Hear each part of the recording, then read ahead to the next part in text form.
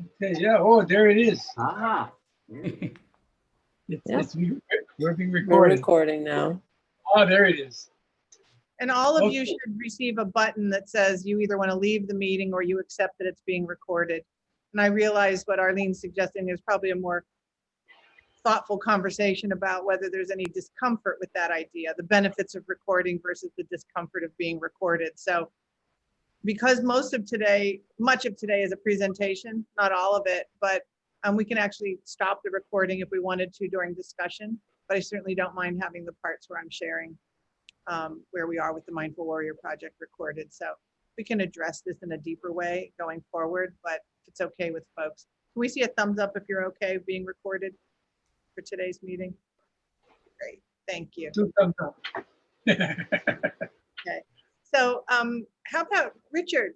How about an introduction from you? And we'll kind of move this along with some Who is that guy? Richard. Oh, Richard. I'm just joking.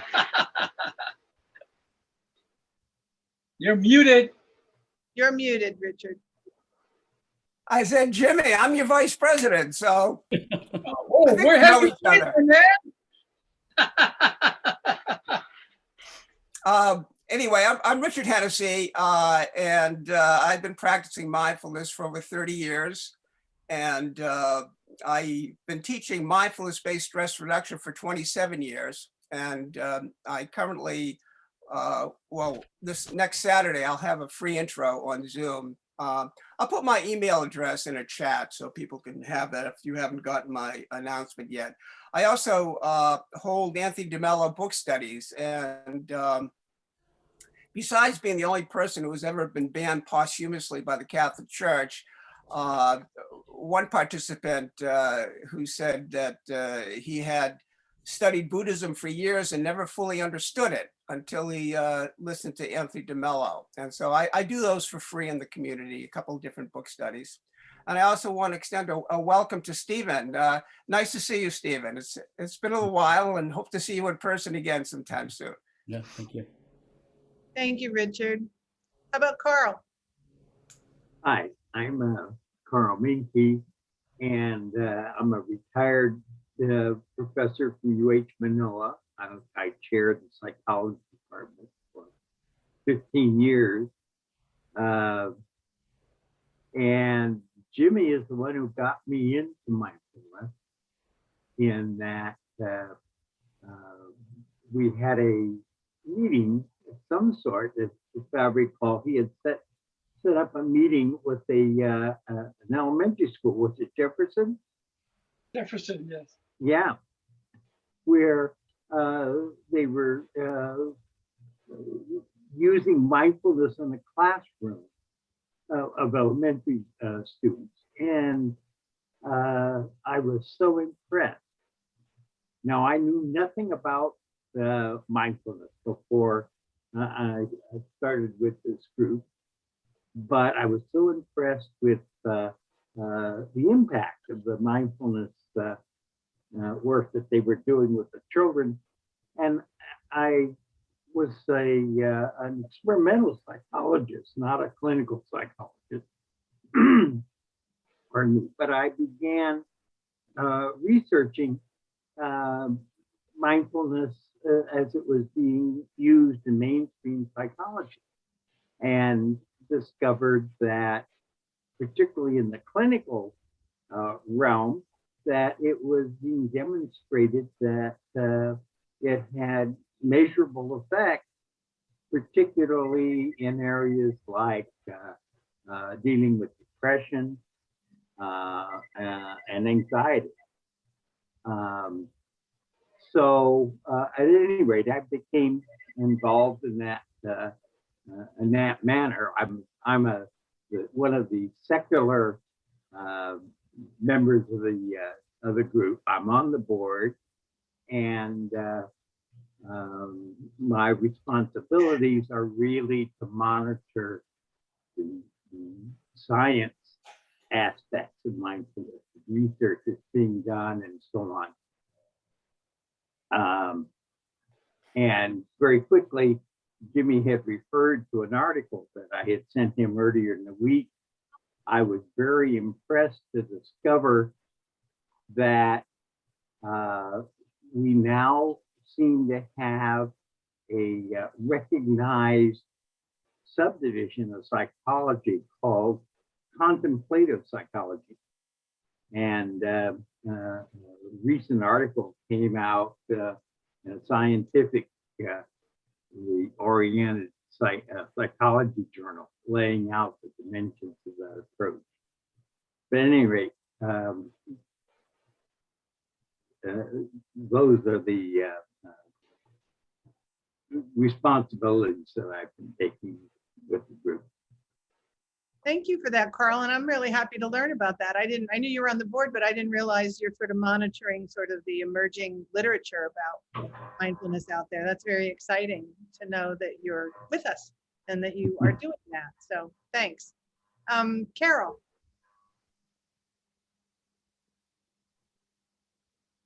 Hi, I am Carol Alavisos, and I was invited to join Mindful Hawaii by Richard Hennessy. And I'm a longtime mindfulness practitioner using centering prayer, which was made popular by Father Thomas Keating and is taught by Contemplative Outreach.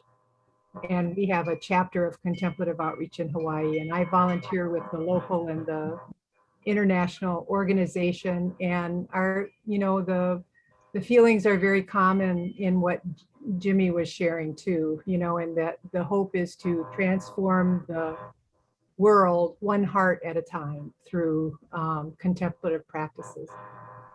Thank you, Carol. Deb. Aloha, everyone. I'm Deb Marwa. I'm over on Maui, and I'm fairly new resident of Hawaii last year and a half. And I was invited to the group by Marina. We're colleagues in our consulting world.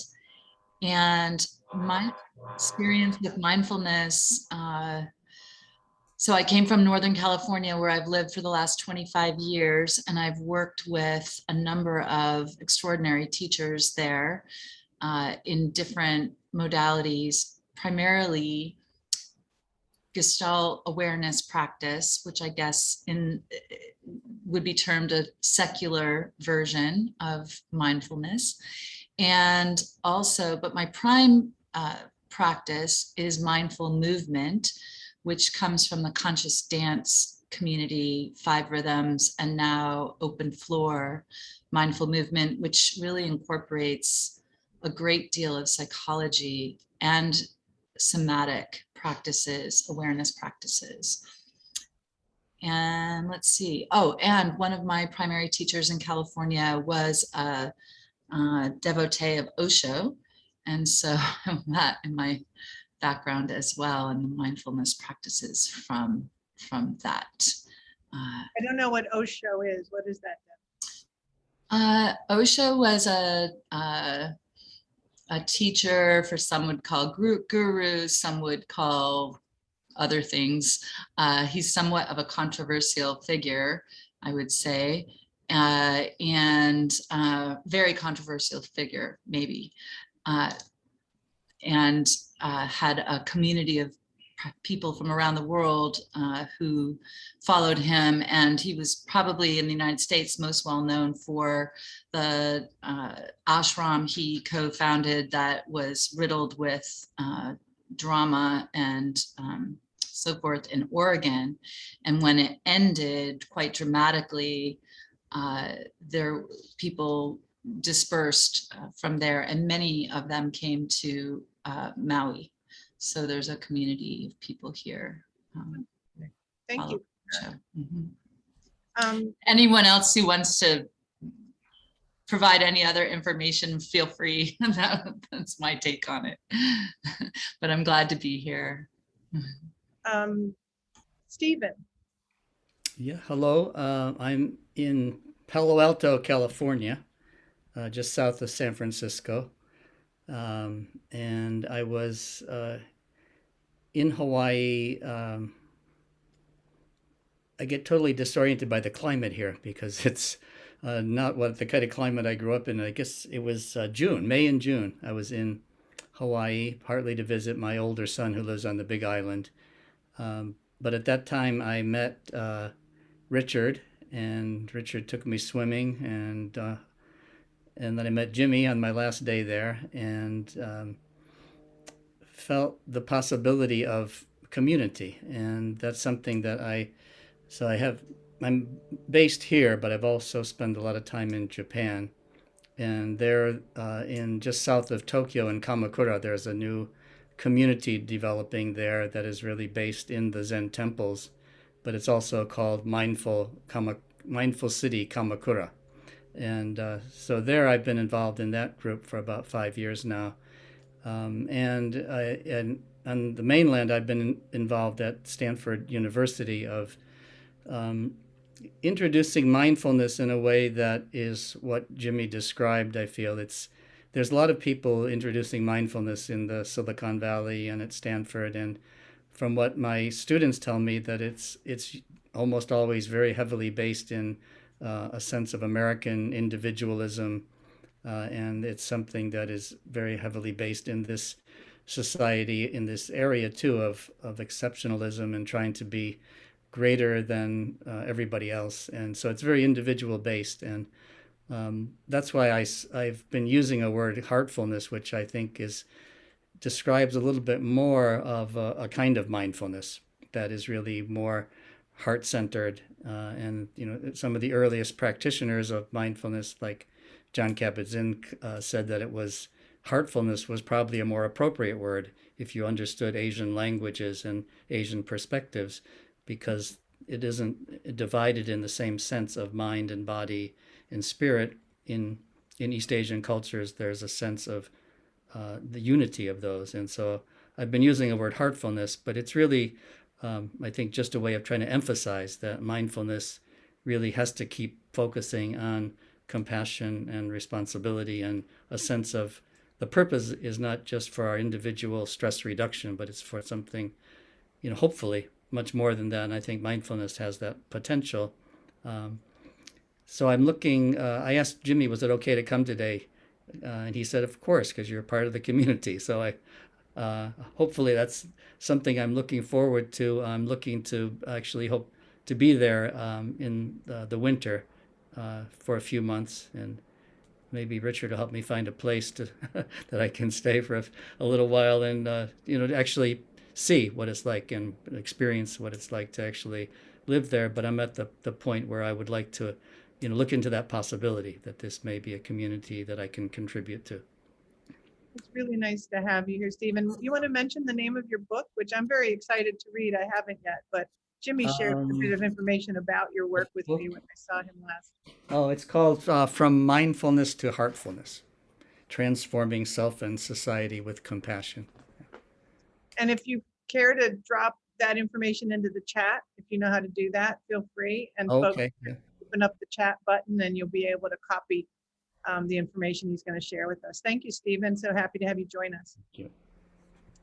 And I think, Bev, you're the last. We saved the best for last.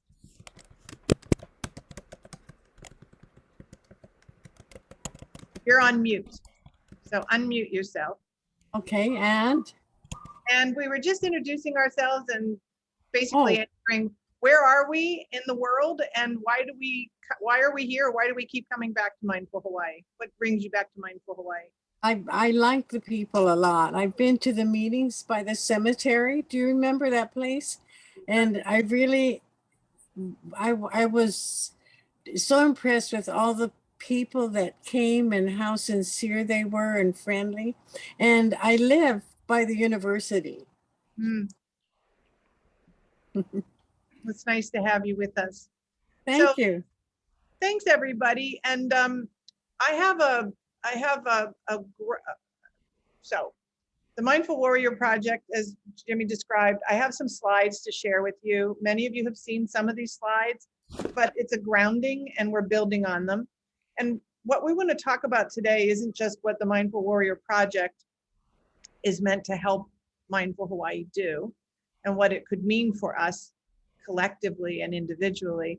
But at this point, we can kind of like we've been threatening to start something for a long time. And I think we're really right there now. We've gathered some resources. We've got some people committed to putting their hands in and helping stand this up. There's some concrete things that we're prepared to offer that are scheduled, that we're hoping you'll join us for, and would like to sort of share that and open up for some discussion today. Because as we leave this meeting, the plan is to really launch this thing and to begin to make the rest of our membership, which, how many are on our listserv, our email list at this point? About 650. Right? So we have a very small gathering here today, but I do believe that once we start, we have a monthly meeting, which is what Bev was just talking about when we used to meet physically together, and we may one day soon again. But in the meantime, we've moved to this virtual format. We have our numbers shrink and grow month to month. We are in the middle of summer, which is sometimes hard to gather people around for. So I think we're small but mighty today. And we're here to vet the ideas of how to move this project forward, and then really to sort of leave this meeting with the expectation that it's going to begin to happen. We're not just talking about it anymore, we're doing it. So I'm going to share a screen to get this going. Host disabled participant screen sharing. Can you allow me to share or make me host, one or the other, Arlene? Or you could open up your email and find that I sent you the PowerPoint if you. Oh, okay. Well, I made you host, so now you can go ahead and do that. Oh, good. It's gonna let me share.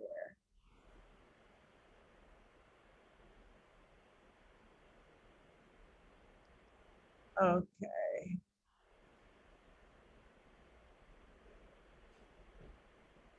So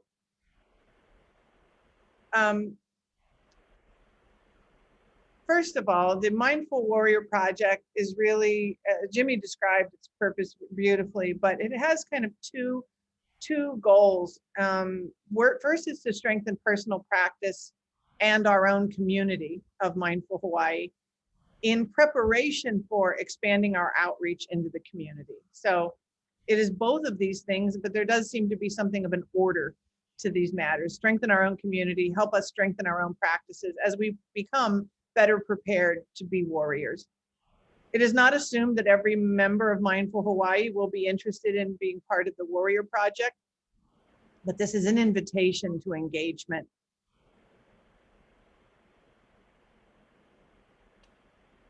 So if our little strip of faces is in your way, at the top of the little strip, because we've probably come to the side of your screen, you can see like a little short stack of fatter box and then two boxes. You can click on the like skinny line, and it will make our pictures go away so that you can see the whole screen. So as Jimmy mentioned, the goal of this Mindful Warrior Project is to create a cohesive statewide movement that centers mindfulness as a foundation of Hawaii's broader culture.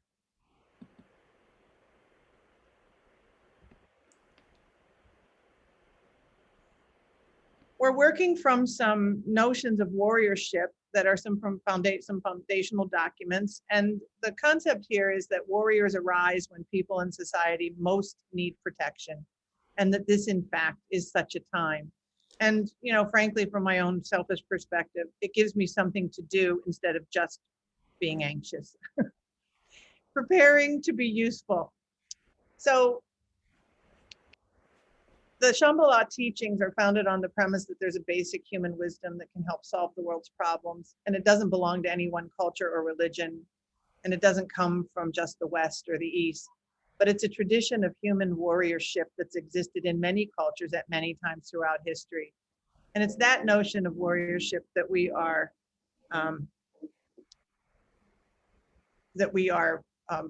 hoping to advance in this effort. More specifically, the doing part, warriors train, they practice, and they model mindfulness wherever they are in whatever way they can. And this is taken from Margaret Wheatley's book, Who Do We Choose to Be? The question she asks, and the question that we're posing to our members is, are you willing to use whatever power and influence you have to help create islands of sanity that evoke and rely on our best human qualities to create, relate, and persevere, no matter what's going on around us. So this is building on work that was done previously with small gatherings in our large groups, but basically it's a bit of a refinement of an earlier sharing of this. The work to be done as part of the Mindful Warrior Project is to recruit warriors, to enlist folks who say, I don't want to just want to be in Mindful Hawaii. I want to be part of the Mindful Warrior Project, and I want to train as a warrior to play a role. So you see the second task beyond recruiting and enlisting folks is to train and strengthen. That may be through some shared sits, through other kinds of mindful engagements together, through actual training, through co-learning. And so a big part of what we're planning to do is to offer and support our members' engagement in strengthening their own practice. As we do that, and as we feel ready, the intention is for these strengthened warriors to step out into the world and to see opportunities to provide leadership, warriorship, in a way that will help bring mindfulness out from the cushion into the community. And this is that notion of forming islands of sanity, where with whatever way you can, you provide leadership and create a context for mindfulness to flourish out in the world. And then as part of this effort is to pay attention and be aware of what we're achieving, to celebrate and elevate this so that we can continue with that, with what we're accomplishing, to recruit more and to move toward that larger goal of creating this as a subculture, or the underpinnings of culture for all of Hawaii. So that's really the work of the Mindful Warrior Project.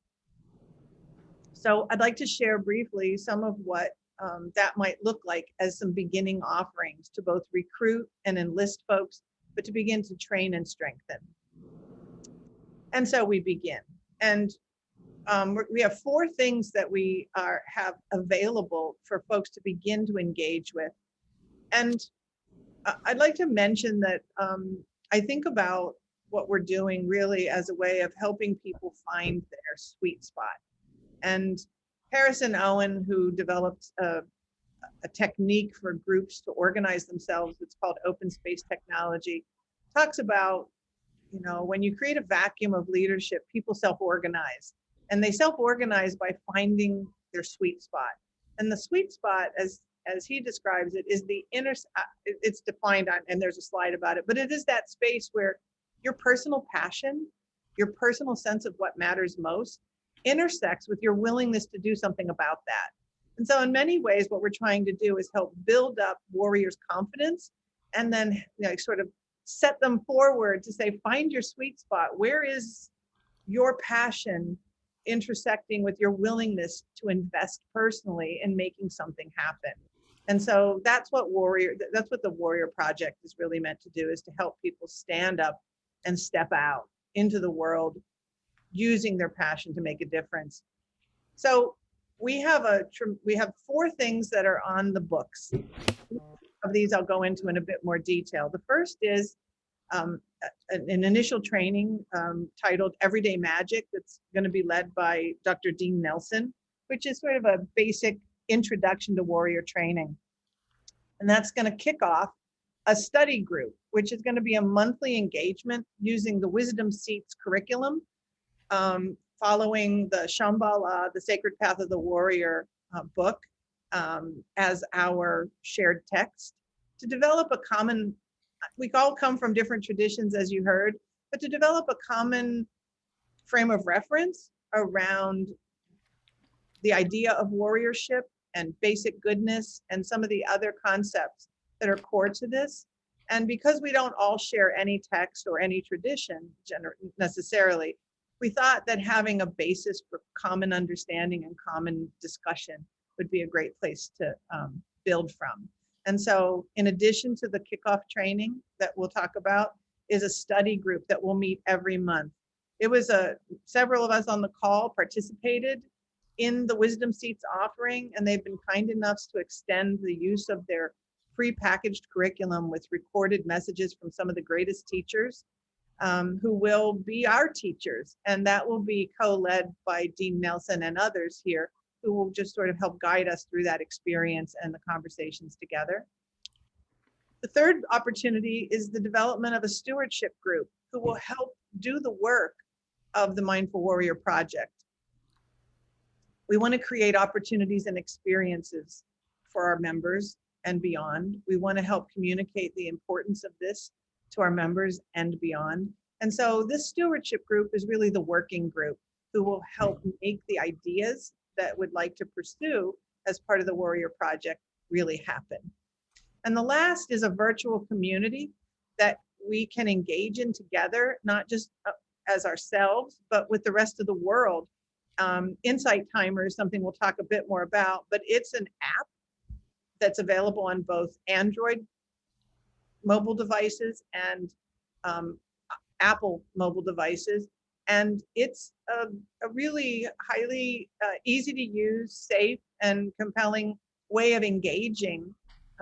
It's got tons of resources. We'll talk a bit more about that. But these are the 4 things that we have ready to lift up and engage our own members and others around. So let me just say a little bit more about each one. So as I mentioned to you, the first is a kickoff event that would be led by Dean Nelson, Arlene, Dean's wife, Janine, and others. He's actually, who knows what's happening with COVID, but the intention is that on September 11th, from 9 to 1, and with the idea that there would be a virtual component to this as well, we'll have to figure that out. But it was his wish that we would come together, and he is using some funds that he has access to sponsor lunch for those who gather. The intention is that it would be in Kailua at his home. He's got, we would sit together and we would begin our training together. And so he titled this Everyday Magic, and he described it as sort of the introductory warrior training that he himself received, that he's more than happy to share with us as a starting point for the study group. So then we talk about the study group. The study group is planned for the first Wednesday of every month from September to June, using the Wisdom Seats course, which is broken into 9 classes or 9 sessions. This is proposed to run from 6:30 to 8:30 in the evening, virtually, and possibly, depending on what's happening with the virus, possibly a hybrid approach where there would be the ability to gather for those who want to as well. Again, it runs from September through June, and it is focused on the book that's featured here, Chogyam Trungpa Shambhala's The Sacred Path of the Warrior book.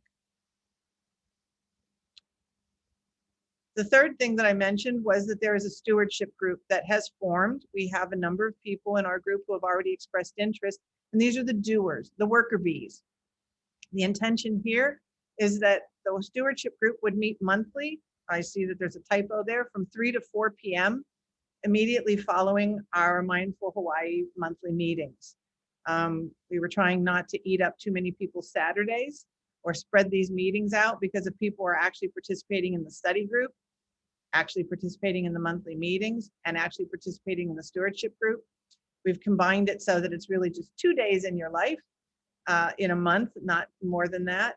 And so what would the stewardship group do? These items on the left, they would organize and help lead the study groups, handling the communication, the registration, the ongoing technical support.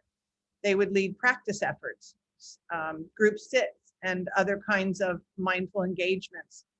They would help plan trainings and bringing in speakers and trainers and teachers that we're interested in working with. It's very clear that we want to build a database of mindful warriors in that enlistment and recruitment, and actually to identify folks like Richard, Deb, and others in the group who have special talents or interests that are potentially available to our members if member to member we reach out, or potentially as part of sort of organized activity that we would do as a group. So building a sense of who we are and what our talents and interests and offerings could be, so that we can build from that. manage communications, and in time seek funding for events and critical tasks and functions that we need to sustain this effort. So this is all of these things that are mentioned is open to anyone. The kickoff training in Everyday Magic, the study group, and the warriorship, the stewardship group. And then finally, the use of the Insight Timer. I'm not sure if any of us on the call, I myself have used the Insight Timer myself, but one of our members, Jerome Bautista, he is a regular user of Insight Timer, and he has built a Mindful Hawaii community group. You can, it's kind of like Facebook for the meditation community or the mindfulness community. We have our own group within this larger app. It's meant to create a community space that's virtual. It offers thousands of guided meditations from some of the best teachers there are out there. And in addition to that, there are beautiful timers, which is why it's called Insight Timer, sleep meditations, whole courses, yoga support, curated content, and the opportunity to join with others in live sits and other mindfulness activities. It's a discussion place and a place to gather and discuss ideas. It's because we have our own group, it's a place where our members can find out about upcoming events. It's also something, Jerome has just told me, that you can create something called circles, and he's building for us a Mindful Hawaii Circle, which is a place for us to engage in sitting or shared activity together. And then there are discussion groups for both Mindful Hawaii and for the Warrior Project, so we can carry conversations forward. And this is a virtual space that's being built for us to engage. And the nice thing about it is that it doesn't just lead to nowhere. It's a virtual space for us as our own community, but it's also a space that puts us in connection with a worldwide community, a large worldwide community of folks who share our interests. So those are the 4 concrete steps that we have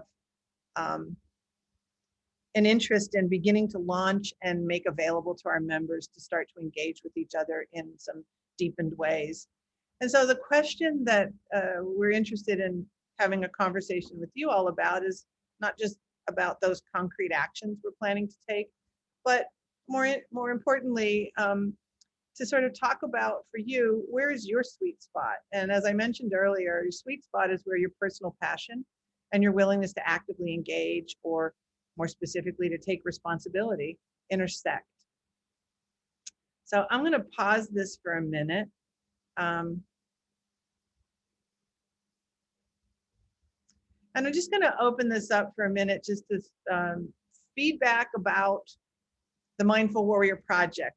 First of all, let's start with that. I'll break it down. So what are your reactions to the idea of having the Mindful Warrior Project as a vehicle for helping us organize, deepen our practice and connection, and move this work out beyond our own members into the world? Thoughts about that? Reactions? You can either use your little raised hand under reactions, or just raise your hand. I'll see you and we'll call on you. Carol. Well, I'm excited and enthusiastic about what you just outlined. It looks like a wonderful plan. Great. And do you imagine yourself finding a sweet spot in there where your own passion would intersect with your willingness to participate in some of this? Yes, I have to figure that out, because right now, September 11th and Wednesday nights, I have commitments with contemplative outreach, but I can see what I can do about, trying to do both things. I'm so sorry about that. Yeah, but I could probably figure it out. We'll see how that. Okay, great, thank you. And you don't need to all be, you don't have to only say positive things. This is really, we're small enough. There's room for, different points of view about this, but what are your thoughts?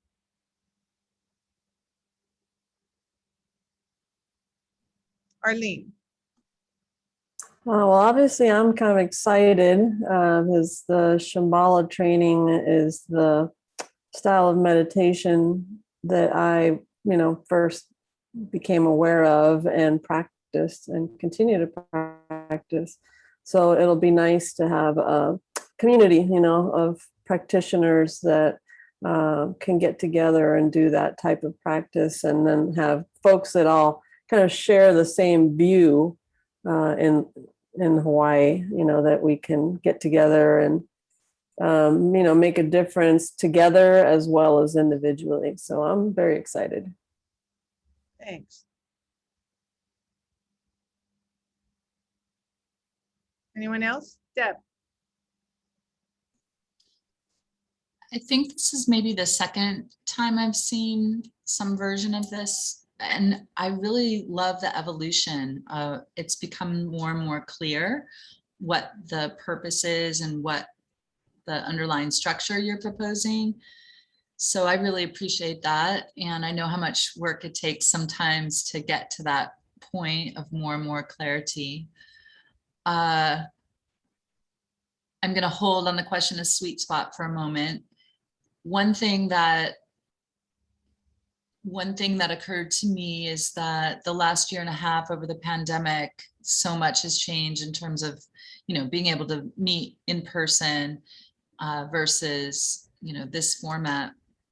And given that I live on Maui, it's been really wonderful to be able to get to know people in this group and even participate. It wouldn't be available to me if during normal times, right? And so, and I understand the desire to want to be in person together. That's my preference usually as well. And I just, kind of foresee some challenges perhaps with how do you move a movement forward together when some people are meeting in person, or some people are not able to and miss out, or there's this hybrid approach. I just think that's something that we're going to have to grapple with. And everybody in the world is grappling with this, right? And as we move forward. So I just wanted to highlight that. I appreciate that. Mhm. And, maybe we'll find as we recruit out for specific tasks, like who can help us optimize hybrid events where there is an in-person element and there is a virtual element. It's pretty hard for whoever's running the event to take care of both of those equally. So maybe there's sort of a teaming approach where, there's somebody leading content, there's somebody leading the physical group or helping manage the physical group, there's somebody helping manage the virtual group, and they're working in tandem together so that everybody's feeling taken care of. I think that's something we'll have to figure out, but you're right, because just on this call, we've got people from the mainland in California and you and Maui, and often I've had many people ask me, can I participate from beyond here? So I appreciate that. We'll have to figure that out, and that we don't want to lose what COVID has gained us, which is the willingness to use technology in new ways. So a couple of thoughts about that that you just sparked. One is you're absolutely right. Hybrid events engagement require a team. It requires more planning often, and more than one facilitator. I just attended a discussion that was hosted the other day by Pepperdine University on the future of public engagement in this what they're now calling a hybrid approach. It's here to stay. More and more people are going to expect that, and especially younger generations. And they're very comfortable in that environment because they're what are being called digital natives. So they understand the digital environment, they expect it. So that's one, just to underscore that. And then there was something else you just said, Marina. Oh, to the point, the goal of having this transformation in society and mindfulness being centered within Hawaiian culture, it also makes me think about what I think some people call the Hawaiian diaspora, which, Hawaiian people leaving the islands oftentimes because it's unaffordable to live here and spread out in a lot of other places, and looking for those things that can connect them back to their roots and keep them connected to their roots. And I could see how this might offer that for some people. Good to note. And as you talk about the young people or digital natives expecting hybrid going forward, I think, we're looking at over the next 15 years, sort of this huge elder population.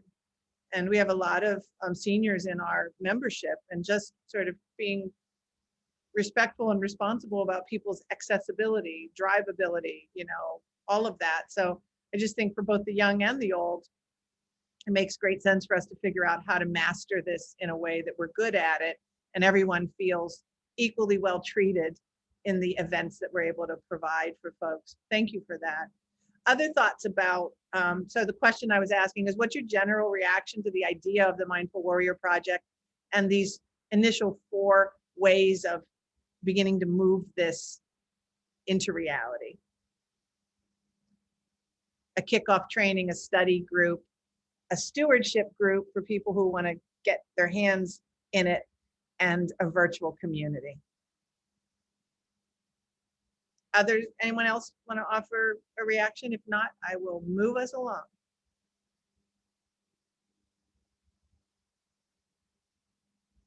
Okay, so the question I was going to ask next is really related to that question about where is your sweet spot, and I wanted to ask it twice, and I'd be interested to hear from as many people on the call as care to share.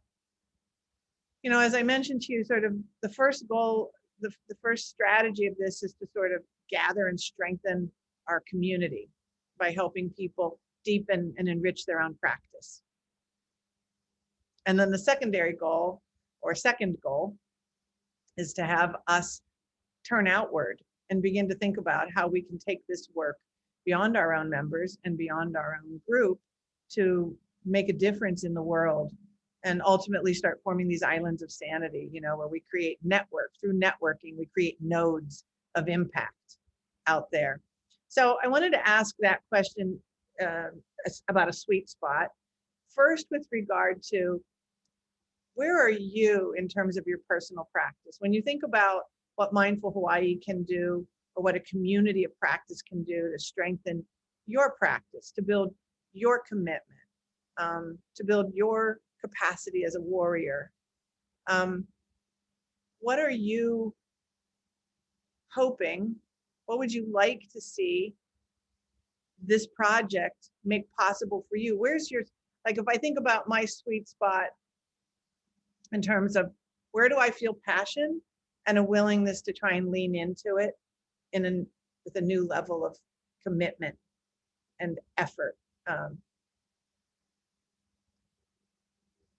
And for me, it would just be to actually increase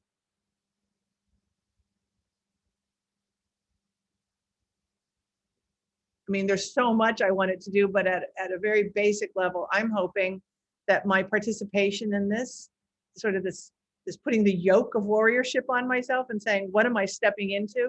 I want to make my practice more daily and more high quality. Like, that's what I would really like for myself in a very selfish way. I would like to use this community to strengthen my own commitment to daily practice and the quality of that practice. And so the first question I want to ask is, where is that spot for you where this opportunity might be the wind under your wings to get you to do the thing you're wishing to be doing right now in your life around your own practice? And that will help inform our understanding about what this Warrior Project can be doing to support people. So for me, it's practicing daily and with more quality. And I don't know right now, I hesitate because I think of that as sitting, but I'm really intrigued by the stuff that Deb has shared with me about, moving meditation and embodied practice. So I'm really curious. I'm not sure if it's just sitting or if it's sitting and other kinds of mindfulness practices that I'm interested and open to exploring. So that's a long-winded answer for me. I want to get better. I want to commit to daily and of greater quality. How about others? Where's the sweet spot that a project like this could help you lean into something you feel some passion for, some energy around, and a willingness with some support to make something new happen for yourself? Carol. Well, one thing I've been thinking about, my contemplative outreach encourages a twice daily meditation, and I'm pretty good about doing the morning, and I have a couple of during the week afternoon times when I meet with a group. But when it's up to me to do it on my own, it's kind of hard. So, and there's a meditation chapel on the internet that people can connect irregardless of the type of meditation you do worldwide. And so I was thinking of connecting with one of those groups, but Hawaii is kind of out there with the time zone, so there's no group for me to connect with. So if Mindful Hawaii is going to do something on insight meditation, I would be willing to host a group in the afternoon,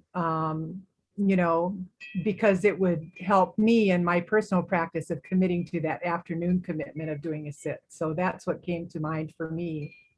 That's very cool. Thank you for that, both the way of connecting your own need to strengthen practice with an opportunity here with this project to use a tool we're putting together for us, and how that might help you lean into that commitment to yourself while serving others. That's awesome.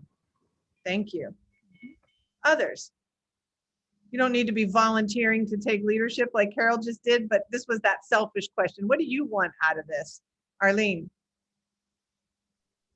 Well, I guess for me, I want more opportunities to practice in a group way, because at least from an individual practice point of view, I can meditate at home on my own, or try and connect up with groups in other parts of the world.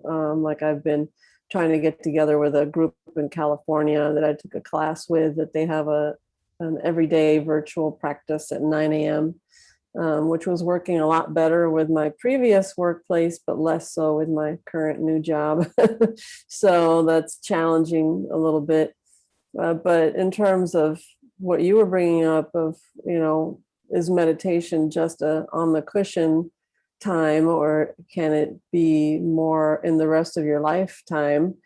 Or the rest of your day? There's always times to bring more awareness into your day. Like, for example, if something is upsetting you, a person, someone cuts you off, a meeting that you're in where somebody says something cutting or whatever, and you become upset. It's by practicing the sitting, you're practicing creating more space, becoming more aware of the space kind of between that cause of your upset and your reaction to the upset. And it's in that space that you create where you kind of catch yourself and go, and you wait and you think about it for a second. That gives you the opportunity to change the way that you would react to something. So there's moments like that of mindfulness that I would say over the time that I've been practicing meditation since about 2015, more and more of those spaces become available to you, as you put time on the meditation cushion, because you're just training your mind to stop and acknowledge anything that comes up during your meditation as just a thought. And bringing that awareness back and focusing it, on a better place, which is your breath or calmness, or, just any kind of space that doesn't let your mind go off on that thought process. And then also learning more tools for bringing mindfulness into daily life in other ways. Like, for example, in the new job that I'm at, working over at Bellows Air Force Station, I was mentioning to the new major that just started there that I'm part of Mindful Hawaii, and she's like, oh, I got her all excited, and she started talking about maybe having a mindful minute, for every staff meeting, and that got me all jazzed up, like, okay, awesome, that sounds great. So that's a little nugget, that could be, extended into something positive for, a whole group of folks that may not have any direct access to meditation or mindfulness practice. And so I could see something like that easily being incorporated into other folks' work life, staff meetings or whatever business things one participates in. So little things like that, where you start to gain, different tools that you could take back into your personal and work life that'll be helpful not only to yourself, but to start, spreading mindfulness around in little chunks. Dropping seeds. Exactly. Yeah. Planting seeds. Thank you for that, Arlene.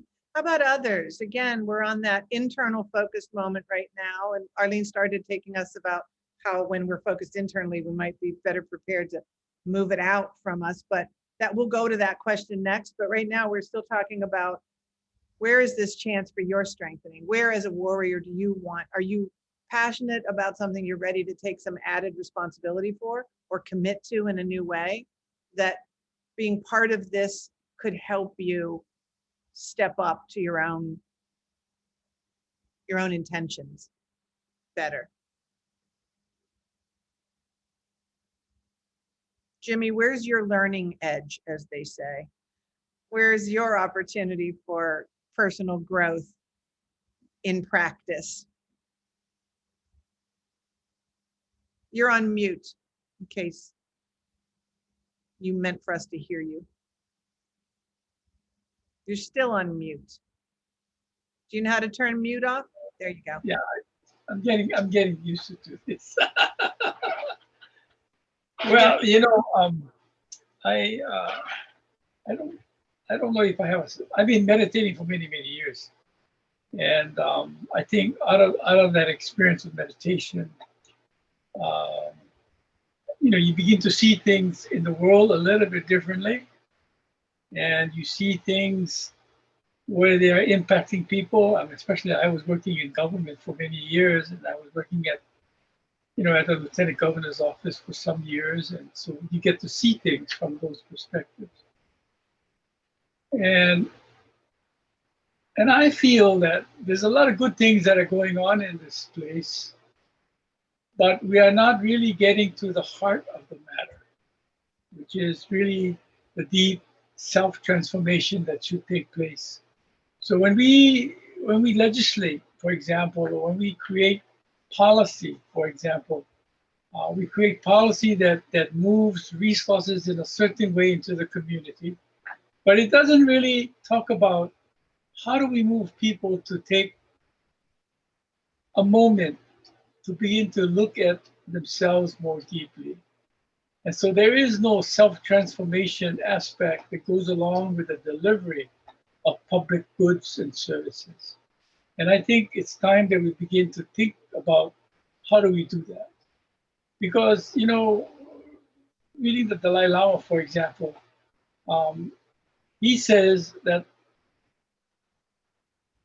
the world can survive only if we educate our heart.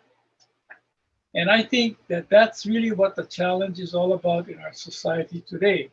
And that is how do we move people towards educating their heart. So there are many things that we can do as an organization to begin to move mindfulness into the institutional practices that are occurring. Even for example, like what you say in the area of conflict resolution, for example, you started talking about introducing the pause, for example. That pause is a very significant element that you're introducing into a process that's going on. And a lot of times people don't stop and think about it. Just the other week, couple weeks ago, I think maybe Steve might know this. There was a shooting in was it San Diego? I'm not sure where it was, but there was a mass shooting at this transit station anyway. And I remember the governor of California said, "What's wrong with us?" That was his first statement that he made in response to that mass shooting. But everybody got all upset at him because they thought he was casting blame on them.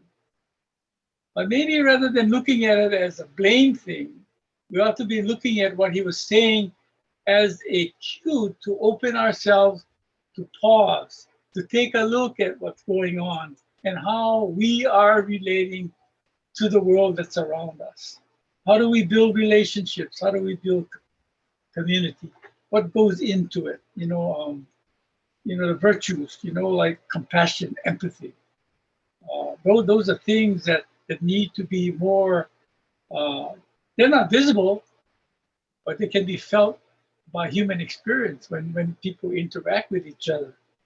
And I don't know, I think that's the great challenge. I think we need to make this world better by moving people to become more thoughtful about what's happening inside, not just the outside. And of course, that's the conditioning we have in our society, which is we tend to look at what's going on materially, and we don't look at the spiritual aspect of it. And spiritual is not religious necessarily, because we are all human beings are endowed with this thing called spirit. But the question is, how do we develop it? How do we move it? And how do we express it?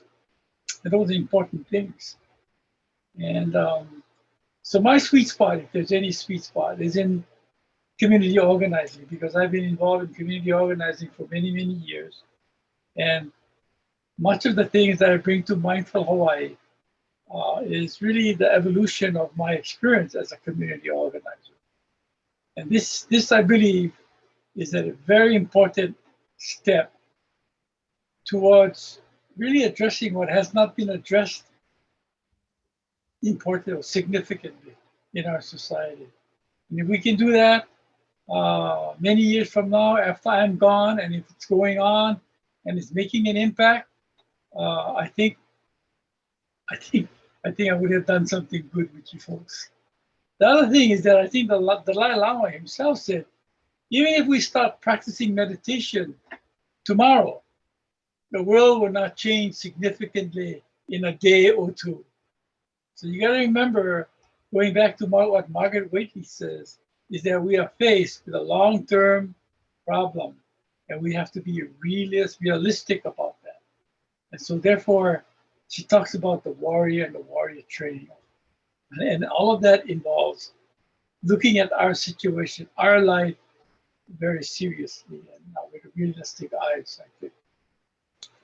Anyway, I'm talking too much. I usually don't talk too much. But you know what, I just want to, it's interesting because, I set up these two questions, one being like personal practice and what the project could do, and then where we want to make a difference in the world. But it's not that clean. We're sort of talking about both of these at the same time. And I'm made aware that, in addition to helping people support being in community to practice, that some of the things we're talking about around warrior training before we move out into the world are helping us develop the tools to find the confidence and the courage to turn around and move out into the world with this. So whether it's Arlene talking about the chance to work with the commander there who says, I have an interest in a mindful moment, and then does she feel ready to support that interest?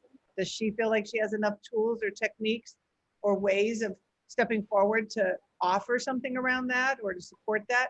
You're talking about being a community organizer. Like, I think, you made a really clear case that some of what we're talking about when we talk about turning around and moving from the cushion out into the community is, in some sense, it is networking, but it is conceptually community organizing. Where is the opportunity? And, there's a certain kind of leadership function for somebody who says, I can help with community organizing. And so all of us around this call or in the group may feel as though we are striving mindful practitioners, but we may all not feel like community organizers. We may all not feel like natural leaders to sort of take this issue beyond our own private engagement with it as something that we advocate for or encourage others to do.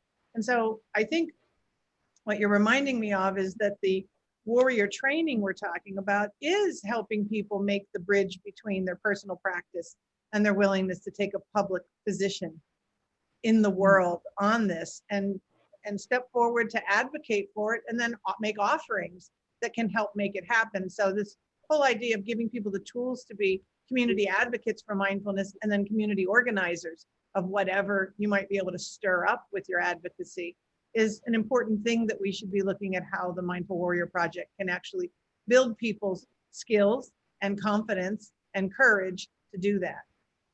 Thank you. Believe it or not, Eileen, when she was telling us the story of what was happening with the major or the commander at Bellows, when the person said, well, maybe we need to have a moment of silence, a moment of peace, something like that. Believe it or not, that's an opportunity to begin to create an island of sanity right within those. You know, you have the foundation already forming. And the question is, how do you move that to another level? And I think you're describing, that's really, that is in some ways really what this warrior training needs to really help people do, is to find that confidence to do that when the opportunity exists, or to create the opportunity to find the moment and open it up. Great, thank you, Jimmy. Others? So I'm sort of eliminating my two questions, and you can merge them, whatever it is. Where is the sweet spot for you? What do you feel passionate enough about that you think this project could be an opportunity to help put some wind under your wings?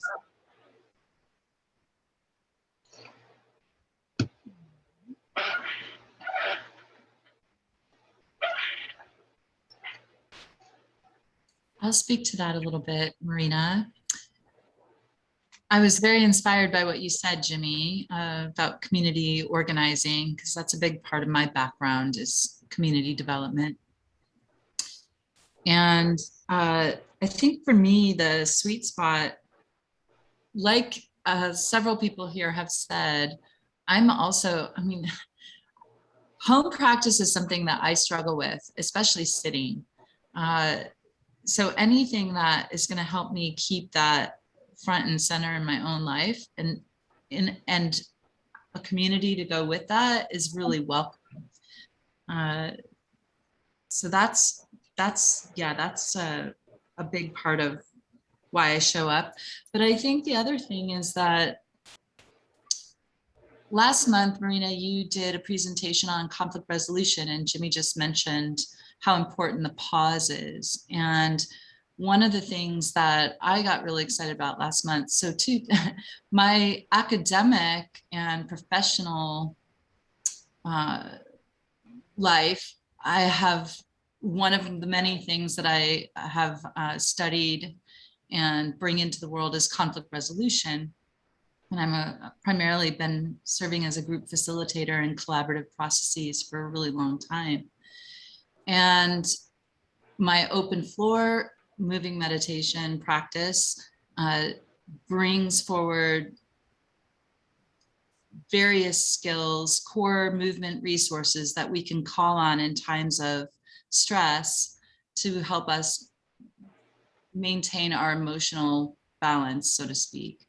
And taking a pause is one of the 10 core resources. So when you gave that presentation last time, I had all these ideas in my own mind about, we were talking about how important it is, but to give people an embodied experience and practice with doing that in the moment, especially if they are also encountering something that has made them feel riled up or triggered, as we say, right?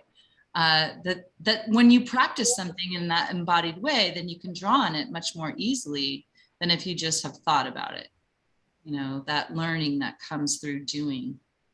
And so that's why I love mindful movement so much, because our daily lives are so hectic and things are coming at us constantly all the time.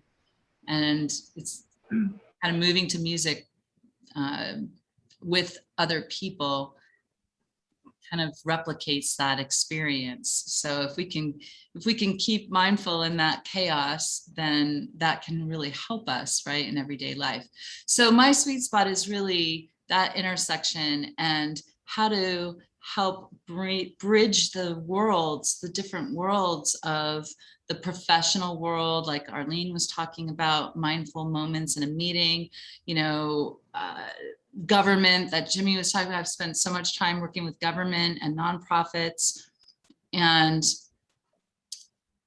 witnessing people trying to work together primarily through their heads and not drawing on the whole body wisdom and whole body intelligence that can come forward more when you have practice being mindful. So I don't know that I'm being particularly articulate at this moment, but those are some of the thoughts that I have about what is really, interesting to me in terms of this work. And very fundamentally too, I have not read the book that you're starting with, and I'm very interested in doing that with a group and grappling with the ideas and learning more about what it means to be a mindful warrior. So. Well, I thank you for that, Deb, because one, you mentioned the value. One of the things that can happen for us collectively is shared learning, shared language, shared understanding about some things, and that could help breed community and, a depth of insight and practice for us individually and collectively. But I also then heard you talking about that part of the sweet spot here is that the energy and community and the sparking that happens is feeding your own ideas about your passion, which is this mindful movement.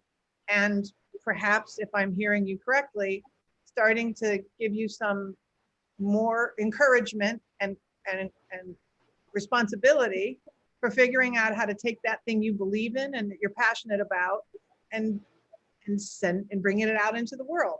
Maybe Yes. bringing it to us initially, maybe, figuring out how to organize it and package it in ways that when we see the opportunities like Arlene's talking about, we can speak into that opportunity and invite a chance for a mindful engagement around the things that you believe. Because I think I'm hearing you say there's a real benefit to this mindful movement aspect of mindfulness that is too little known and is underappreciated for all that it could offer, and that you would like to be part of helping raise the visibility of this and encourage others to engage it. And so if part of what this process of building our community can do is to strengthen our individual confidence to step out into the world and share those gifts that we are passionate about, that we believe the world needs, that would be a great thing if a community helped us each reach more with what we're already interested in trying to do in whatever ways we're currently doing it. So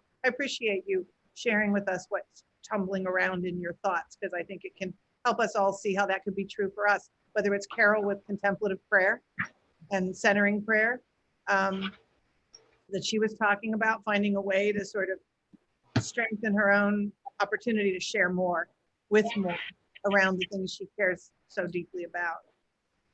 Or Arlene with meditation. So great, this is all very helpful. Others thoughts? Thanks, Marina. Richard.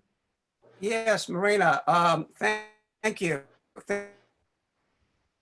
First of all, I've got a lot of thoughts going through my head, but I'll start and we'll see where it goes for me. I want to commend you in terms of what you've put together here. It seems like your plans have really gelled into 4 concrete steps for people to do.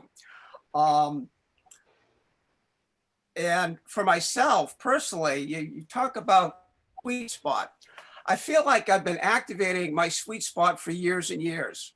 And like currently I'm involved in 5 groups, leading 3. One of them is the Contemplative Outreach group, Centering Prayer group that Carol hosts. And I expect that when we're able to meet again, there's 2 sitting groups I was part of that I will return to those. So it's doing a group like every day of the week for me. And I've just this week, I've been invited back to Schofield Barracks to teach mindfulness-based stress reduction up there. At least to do an introduction up there, and we'll see where it goes. I taught up there back in 2010, and pre-COVID, I was teaching at the medical staff at, or the doctors at Queens and Straub hospitals. So it's personally difficult for me to see where I would add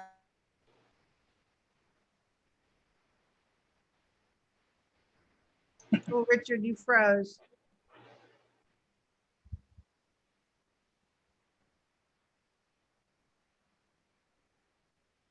Hmm.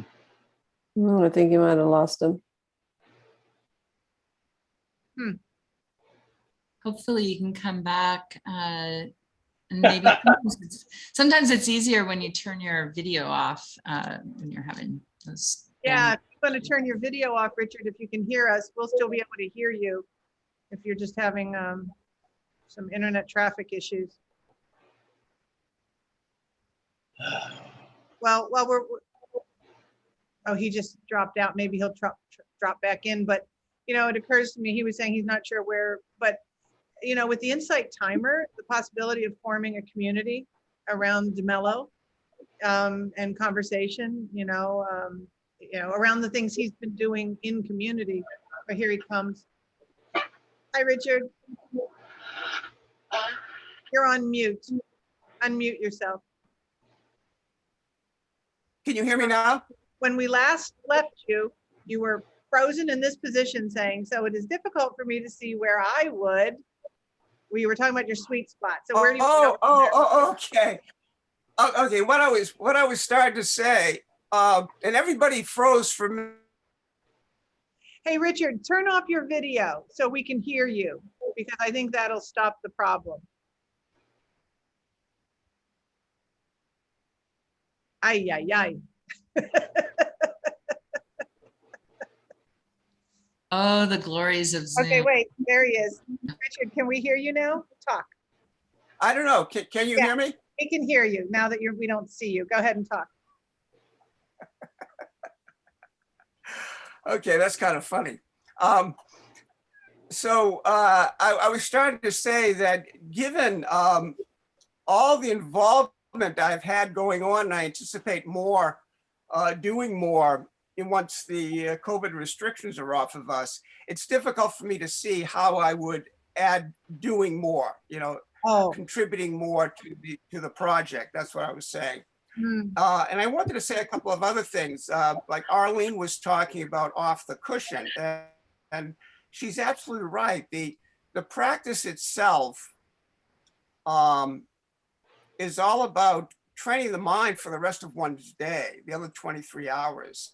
So I think that we can do a lot for ourselves, for our families, for our community, just by practicing mindfulness as we go through the day. So it doesn't have to be a formal practice, it could be an informal practice. And on a personal note, I really think that the teaching of mindfulness is really the teaching of love and presence. And I have felt so honored over the years witnessing the transformation that people have gone through and the groups that I've led. And to me, the DeMello groups are similar, the mindfulness groups that I've led, because it's all about the practice of love and going inward, as I forget who was speaking about. Well, it was Arlene speaking about going inward. And when getting upset, it's a matter of using that as a wake-up call, that there's an issue inside me that I need to take a look at, which comes from my conditioning, my programming, or we could call it the conditioned self, and being able to go to the observer and notice that, and really from that place of centeredness or peace, act in the world, or act in our families, or act toward ourselves. So I just wanted to underscore what Arlene was talking about there. So those are my thoughts for now.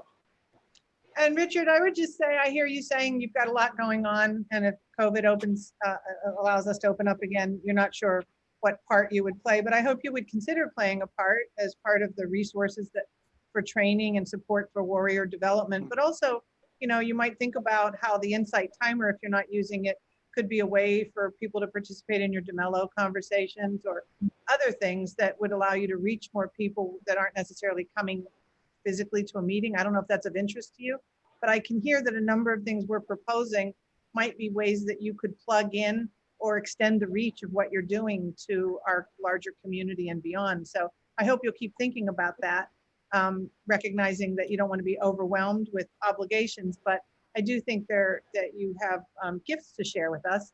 And I hope that you'll find ways through this project to do that.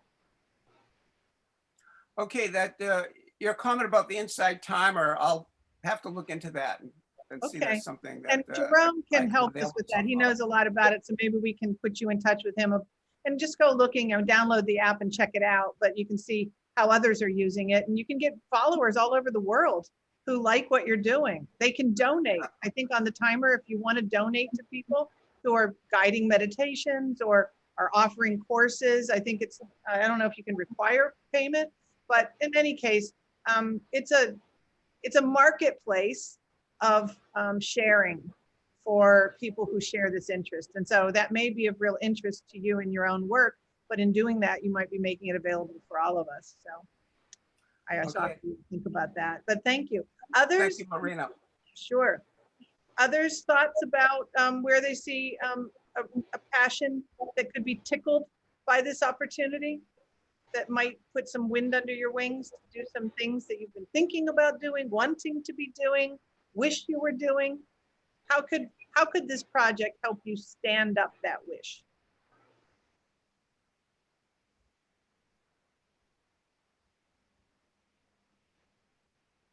Galen, I haven't heard from you. I don't know if you're really there. I see your little drawing, but you are most welcome into this conversation, though you weren't here when we did our introduction. So welcome.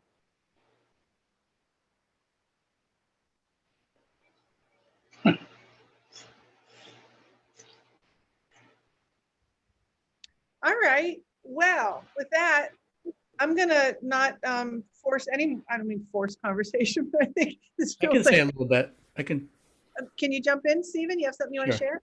yeah, I Go by can. Steve or Stephen, first of all. I usually say Stephen. Stephen, okay. The people shorten it to Steve, or Stevie's a little bit too cute for my age. Good to know. So Sweet Spot, I think I've been doing the same thing for quite a few years now, and it's really from a passion and a sense of mission to work with young people of a particular age, high school, college, so late adolescents, young adults, and I guess it comes partly from my own, difficulties during those ages, and then watching my own children go through difficulties. And I've been a school counselor, and so I've seen enough suffering that I wanted to do something about that in my limited world, which was, really basically as working in the college setting. And so that's something I've done for quite a few years now, and I think of it as a sweet spot. I feel like I've seen repeatedly young people transform through very simple processes of connecting with an openness to being affected by others, to being vulnerable, to being as authentic as they could, and that if you can set the conditions for that it simply the transformation emerges, and as people actually experience gratitude, or they experience compassion, as opposed to being lectured about it and talking about it. And so I feel like I've been doing this for quite a few years now. And there was an old song, most of you are too young to remember it, but there was this old song, "Is that all there is? Is that all there is?" And there was a Peggy Lee, I think it was. But there's a key line to it, which is, if that's all there is, then let's keep dancing and break out the booze. But I've always liked to, when I look back, the word if, if that's all there is. And to me, that's it was holding out the hope that it isn't all there is to life, but there's the possibility that something more could be there. And so I feel, for me, I've also, working with young students in particular, I learn a lot, but I also can't learn a lot from people at that age um, because they just don't have the experience. And so I have felt for quite a few years that I am always much more in the teaching role. And the teaching role, the way I teach, is really means service and giving as much as I can give. And so for a few years now, I have felt really that my practice doesn't support my service, in that, in the sense that I feel like what are the some American expressions, running on fumes, is that the word? Mhm. Running on empty or something like that. It must be a car expression, right? Something I think that's Jackson Brown running on empty. running on empty. Yeah, that's it. Running on empty. Okay, I have that feeling sometimes that when I'm called to do something, that I can almost barely do it, and that it's I haven't been able to really dedicate myself enough to the practices that would really reflect the kind of self-compassion that I talk about, um, and I talk about it and I write about it. And fortunately, I have a partner, a wife of 30 more years, who will often say to me after I say something, "But you wrote this in your book," but you always tell the students this, and I realize always that it's a daily challenge, right? To keep up your ability to be more than what you are, what you have been in your life, and to be able to actually be of service. It isn't just a one-time thing. You've got to have a daily practice to maintain yourself, and so I'm feeling much more like that. And it's also, I'm at a different life stage too, where I feel my role is not just to be an elder for young people, but I feel like I have done a lot of things in my life that I have not been practicing lately. Like I used to be a early childhood educator, and I worked in hospice, and I've worked with elderly, and I worked with the Marines and the Navy, and recently working with some monks in Japan, and with companies like the Pocky sticks, the P-O-C-K-Y. The Americans call them Pocky, I think, but they're Pocky in I Japanese. love those. You love those? Okay. Well, I get all I can eat from them because I Oh do. my God, you better come over here and you better bring your goods. Yeah, we can bring the company to Hawaii and give them a workshop. Awesome. But I've worked with different groups like that, but I've always felt some kind of closed, in the sense that I feel like, oh no, my real sweet spot is the students. But it's partly just because I've done it so much and I can do it easily.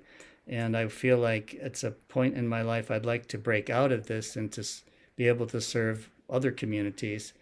But to do that, I really need support, and I need a community of supportive people to help me to do that. And so that's what sounded very attractive about what you were describing. I noticed I have some, what's the word? When you talk about warrior, I immediately think, for me in my education, warrior meant samurai. And so I immediately wonder, what is there dissonance, or is it consistent with the kinds of ways I've been taught about what it means to be a warrior? So I think if I could participate, that would be something that I would be trying to integrate. Like, what do I already know about a certain type of being a warrior, and how does this fit with that? And so I guess that cultural piece would also be important for me to know how it integrated, or with what my sense that I have now of being a warrior. But not knowing if because I'm still in California, I'm not sure how long and when I would be able to get to Hawaii. But if I could, that would certainly is a project that I think I would like to be involved in. You mean the study group? Yeah.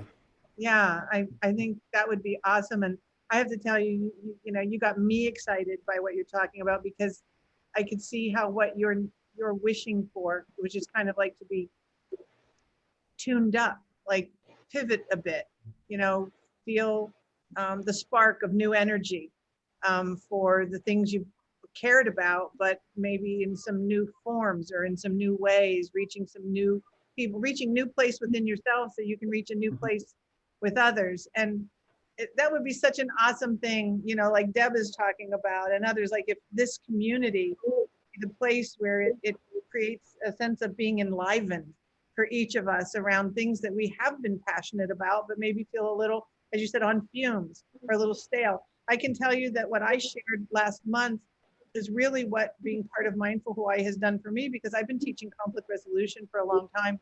And I've always thought of it as basically mindfulness in movement, in relation, you know, relational dharma. But my investment in mindfulness over the last year or two has given me a way to reconceive my old content. And that old content has turned into some new content. And that new content is getting a really good reaction from folks that I'm sharing it with, which is exciting me. So it's just a tweak, but it's a meaningful tweak that feels fresh and important. And it's putting mindfulness at the center of what I was doing in a way that it wasn't at the center publicly before. So that way I get to advocate for mindfulness while I'm, you know, being a champion for conflict resolution. And that wasn't happening before. So I hope that kind of thing can happen for you. And I hope that you can find community here with us and be part of what we're doing. So your need is making me excited. So if that does anything for you, that's a good thing. Thank you. Anyone else want to share what they might feel the potential of getting excited about by working in community? You know, I'm looking at you, Carl and Bev and Galen. You don't need to speak, but I just want you to I know most you. Well, let me just describe my general thoughts about it, because I'm not sure I see my role in something like this. On the other hand, I think it's a great idea. And that if we're really trying to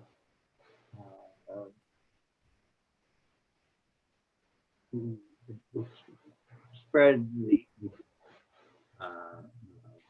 the notion of mindfulness in the community,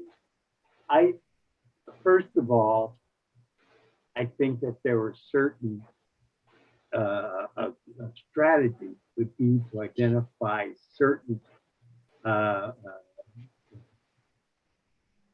subgroups that you really want to, that you can work with within that group. For example,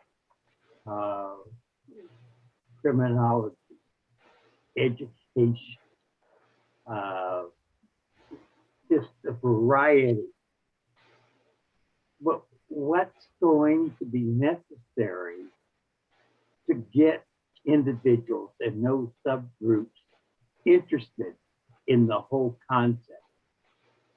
And to be honest, I think the answer is that it's empirical demonstration that it's going to make a difference in what they're doing. Not just on a personal level, but on a professional level. And for example, this is what's happening in psychology. Mindfulness was a relatively rare concept up till maybe 10 or 15 years ago in psychology, and it began to catch on.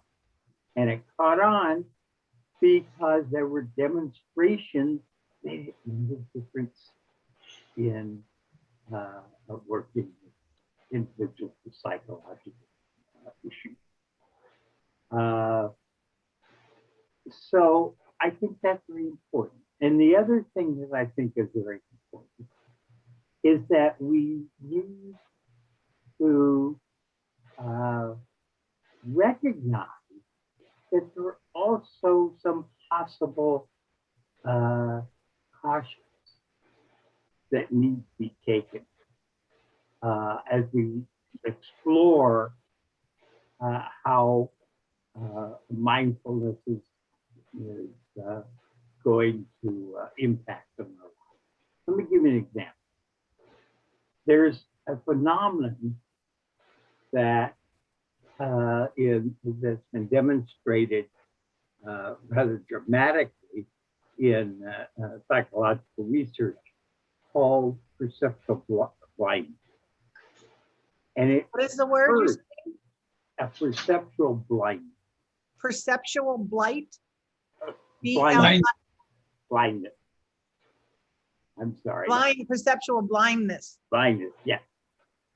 And but it really comes about as a function of focused attention, which is a major component of meditation. Okay, and here's the demonstration. You have a group of individuals in a circle, and your subject of this experiment is watching it. And they're going to pass a basketball among themselves. And they're instructed now to be determining how many times the basketball is passed. In other words, they're focusing attention on the passing of the basketball.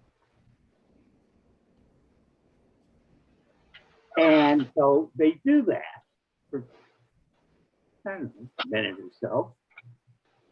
End it and say, all right, who saw the gorilla in the room? And in fact, there was a man in a gorilla suit that was dancing all over the place. And about 70%, and I was one of those, and I participated in this. You didn't see the gorilla. Yeah. All right. Those are interesting things that I think we need to temper our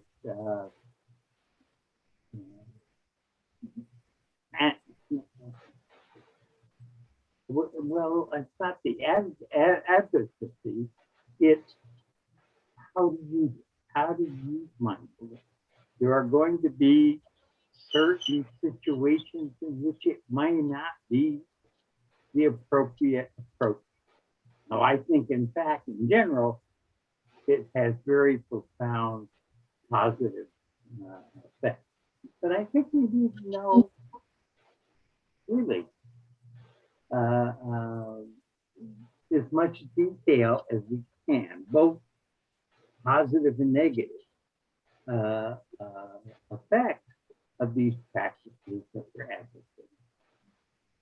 So, I don't know, I guess my main point, however, is I really think there needs to be a data overlay on just moving forward. I think that would be awesome, and I would hope that you might be willing to help us make that happen. Well, that's a possibility. I'm getting a little old and a little tired. But maybe if we pair you up with someone that could do a lot of the legwork, you can direct us in the right Well, place. that's And true. you're aware of what's out there. Right. I mean, it would seem to me that, for example, content for the newsletter or communications about this, or part of the training, which is making people aware of some good research that's out there or some good information that's out there relevant to different settings, or even on the Insight Timer, if we want to educate the warriors, there's, you know, we could curate some useful information that you're aware of as you've been tracking the empirical evidence and feeding it to us so that we have this information both to strengthen our own understanding, but also as tools to advocate and share with others beyond ourselves. So I don't know that that's the role you want to play, but I could imagine us needing that role. And Well, if I you're, can certainly see that role that's needed. I think that's Uh, awesome. Thank you for Particularly in bringing this our age attention. of Trumpism, that we post-Trumpism, Right. when it has been an anti-science overlay that we're seeing the terrible consequences of. And I think I think you're exactly right. My own recollection is that I was always interested in it, but as long as it was in the realm of the spiritual only, it was relegated to a corner of our site, you know, our shared interest. But once, you know, sort of the cancer patients and MBSR and all this other stuff that began to produce another kind of data for a different kind of setting, it just sort of blew the walls off of it, right? And it started to spread everywhere. And that's really what's been happening. So I think you're wise to point us to the importance of the empirical evidence and the fact that it's, you know, really growing exponentially these days, and to be Exactly right. so I think that's a really important part of what we could do. And I really appreciate you raising that up for us to pay attention to as part of going forward. Thank you. Bev and Galen, I don't want you to miss your chance to tell us about a sweet spot if you have one, but don't feel compelled if you don't know where that is yet.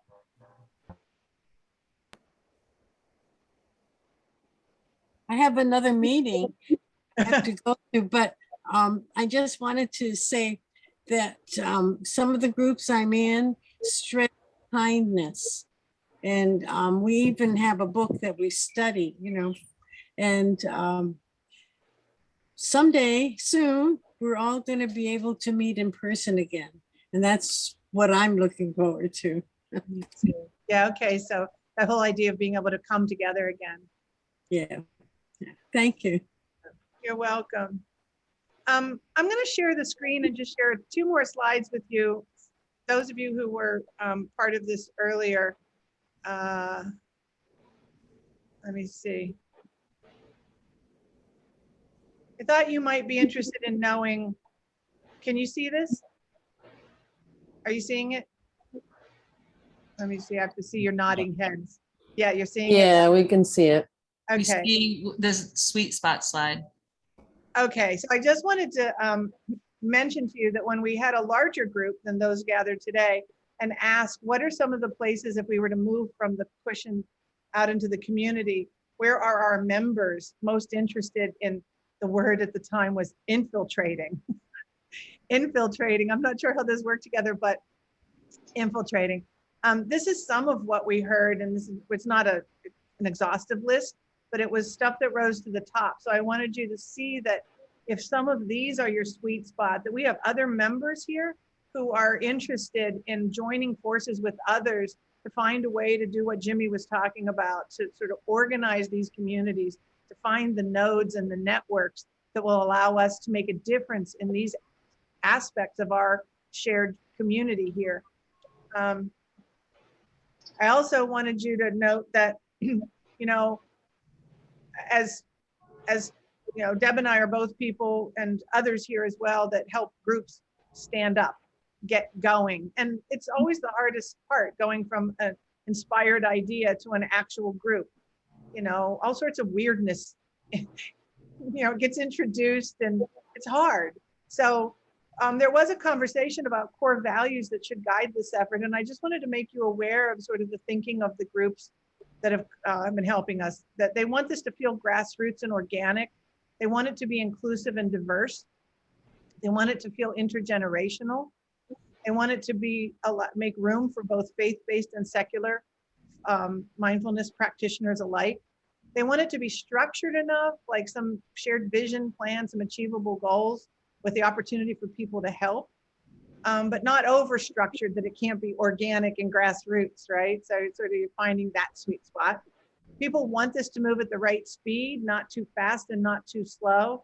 And from my perspective, a really important part, especially if I'm going to play any kind of, you know, stewardship role with this, that as issues come up for us as a community working to make something happen together, that if we come into challenges or conflicts, that we walk the talk of mindfulness, that we pause, that we use our skills, and that we aren't frightened by stress rising, but instead use it as an indication that there's something more that wants to be born, something that wants to be figured out or worked out, and that we take that work seriously as part of the work we're here to do, to try and make group work happen in perhaps a more enlightened and mindful way than many of our group experiences are. So I just wanted you to see that there's been some additional thought put into how this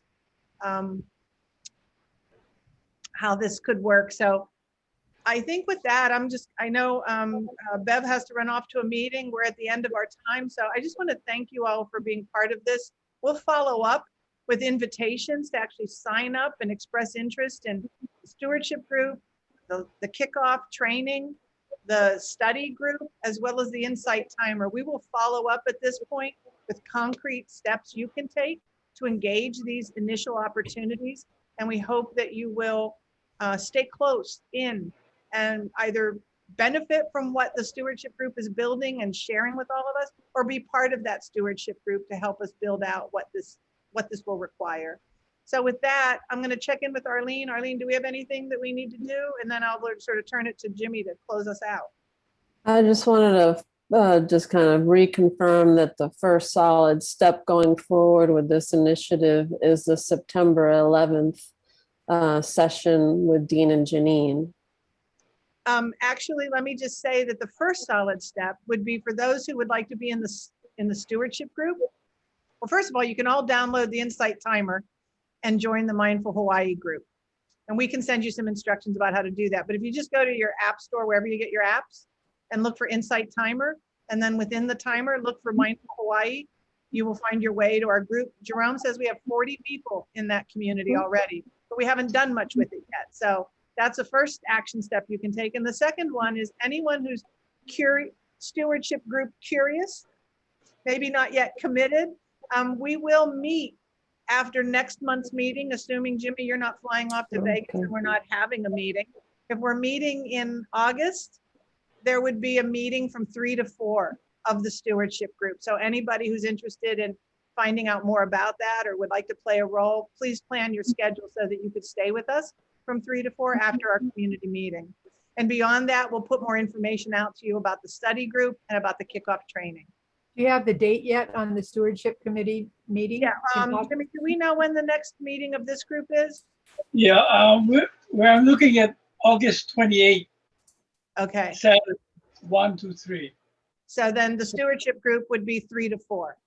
Right. For anybody who's able to join us. So go I download noticed the Insight Timer. Bev mentioned that she's looking forward to meeting as a group again. I'm also looking forward to that as well. And so I'll be working on that. But one change is that we're going to have to find a way to create a Zoom opportunity while we're having that on-site meeting anyway. So I'll work with Arlene on that. Other than that, I think this was a fantastic meeting. Marina? Can Yeah. you hear me? Yeah, I hear you. Oh, okay, great. And looking at your list, something dawned on me where you had the question marks at the end. I think an important value would be interfacing with the Hawaiian community, Hawaiian spirituality, because the aloha is the same as mindfulness, essentially. And it has to do with love and our connectedness to one another. So I think that would be important for the project to consider, how to interface with the Hawaiian spirituality and aloha. All right, Jimmy. Richard, I just added that for the We'll talk more about that. Yeah, thank you. Okay. And if that's it, Jimmy, then I think with that, we say, as Richard led us to, And Stephen, thank you for joining us today. Appreciate it. Oh, thank you. Yes, Yeah, Stephen, thanks a thank lot. you. Please come back. And aloha, everyone. Have a wonderful rest of your Saturday. Thank you so much for being here and for participating with us in this. Thank you, Marina. Thank you. Great job facilitating. I won't see you all next month, but I'll be back in September.